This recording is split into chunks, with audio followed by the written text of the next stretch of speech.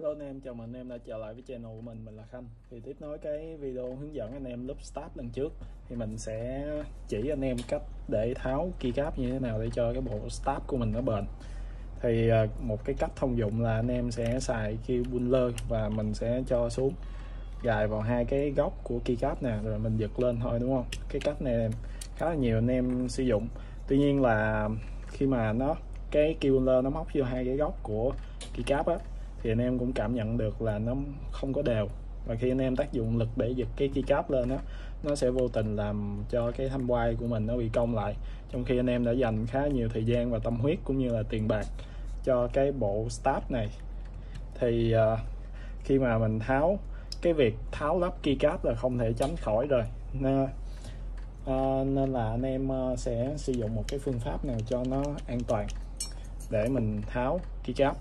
Thì cái cách này nó cũng đơn giản thôi nhưng mà nó cũng khá là hiệu quả. Anh em tin mình đi, tại vì trước khi quay tới cái video này mình đã tháo cái bộ start ra khoảng tầm hơn chục lần rồi đó, nhưng mà cái thanh bay của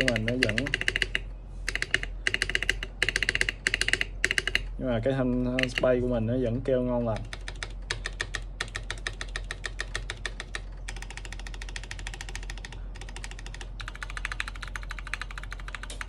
Nó không bị cái tiếng kêu lẹt tẹt của cái thanh quai bị cong. Thì cái cách làm như thế nào, mình sẽ gỡ hết mấy cái keycap xung quanh ra, rồi mình sẽ cho tay vào và giữ hai cái đầu của keycap này, mình giật lên. Thì mấy cái nút nào mà nó khó thì anh em kiếm cái chỗ để nương tựa vô, rồi mình làm sao á, mình nhấc cái keycap lên một cách đều nhất có thể cho nó lên, hành trình nó sẽ đi lên thẳng một đường vậy. Thì mình sẽ dùng tay để mình cân lực thôi, vì tay mình nó sẽ cảm nhận tốt hơn, trừ một số anh em là sử dụng tay trái nhiều quá thì nó bị mất cân bằng. Thì cái đó anh em sẽ cố gắng điều chỉnh như thế nào để cho nó cân nhất có thể. Mình sẽ làm tương tự với mấy cái thanh start khác, nó cũng khá đơn giản thôi, nhưng mà một số anh em không biết tới cái cách này.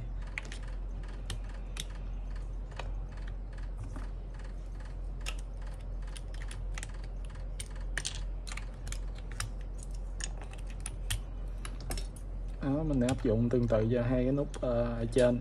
Cái nút ship 2.75 cũng là một cái nút khá là nguy hiểm, tại vì nó cũng tương đối là nó dài mà nó vẫn sử dụng start 2U.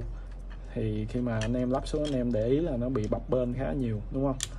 Thì khi mà nhấc keycap ra, anh em cũng nên cẩn thận là nó sẽ bị vênh một bên này, vênh qua một bên này, nó sẽ khiến cho cái thanh quai của mình nó bị cong lại, và mình sẽ phải mất khá nhiều thời gian để mình ngồi cân thanh quai lại tiếp. Đó, mình sẽ lắp cái thanh bay lại rồi gõ cho anh em nghe. Không bị cái tiếng kêu lẹt tẹt, tại vì cái phương pháp này nó sẽ giảm thiểu tối đa cái việc mất cân bằng giữa hai bên. Thì đó, cái video hướng dẫn của mình ngắn gọn như vậy thôi, nhưng mà nó cũng khá là hiệu quả. Anh em nên sử dụng cái cách này kết hợp với lại cái Holy Mod V2 của mình đã chỉ trong cái video lần trước á, thì nó sẽ làm cho cái start của mình cực kỳ bền. Anh em tháo keycap bao nhiêu lần cũng được. Nếu mà anh em làm cái phương pháp Holy Mod lần trước mình chỉ á, thì nó có một cái nhược điểm nhỏ thôi, là một số cái nút khi mà một số cái start tiêu biểu là cái con ship 2.25 nè, nếu mà sử dụng Holy Mod á, nó sẽ âm, nó hơi bị tịch đó, anh em nghe nó hơi bị nghẹt. Thì cái này anh em cũng không phải lo lắng nhiều quá.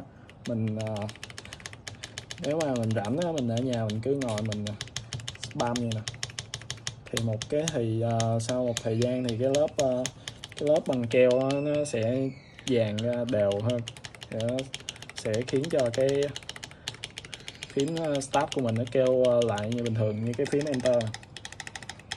Mình spam cũng mình rảnh mình ngồi mình spam hơn tiếng đồng hồ thì nó bottom out kêu bình thường lại.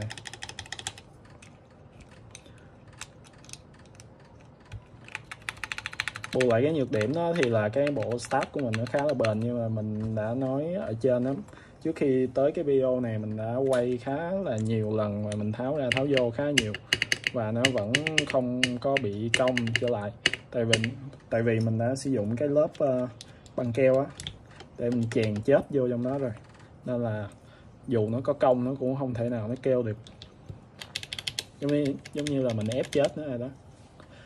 Rồi, cảm ơn anh em đã xem hết video, và nếu có ý kiến gì anh em cứ bình luận ở bên dưới phần comment nha. Mình sẽ dành thời gian để giải đáp tất cả thắc mắc của anh em. Cảm ơn và hẹn gặp lại anh em trong video hướng dẫn tiếp theo.